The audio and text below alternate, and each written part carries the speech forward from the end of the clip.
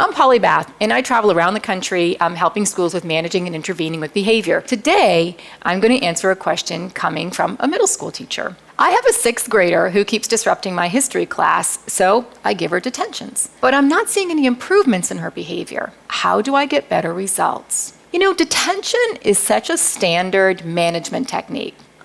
And it's often not logical, because here's what we do. Kind of ingrained in us. I give you detention, it makes you uncomfortable, you've got to stay after class, and oftentimes they do nothing, or they're quiet, or they have to do the work they didn't do in class. Well, my thought is by the time you're in middle school, that ship sailed. If you didn't do the work in class, you still got to come to detention, but we're going to work out what the problems are and why you're being so disruptive in my history class. We're essentially going to build a relationship together. So I'm going to make that detention work. You're going to have to own that behavior. We're going to build a better relationship so that we can get things to be better during our history class, or any class for that matter.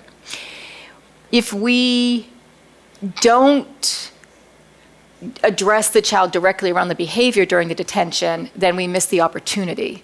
So again, I'm not going to have you sit there and do the work you missed during that class.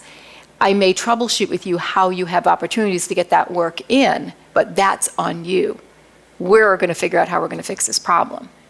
The other thing is, whatever you do, if you give a detention, make sure that you're the one who's with the child for detention.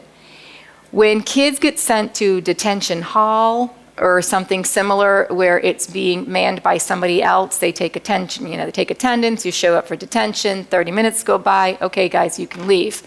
Total waste of time for everybody. So you be the one, if you're going to give the detention, you be the one that connects with them.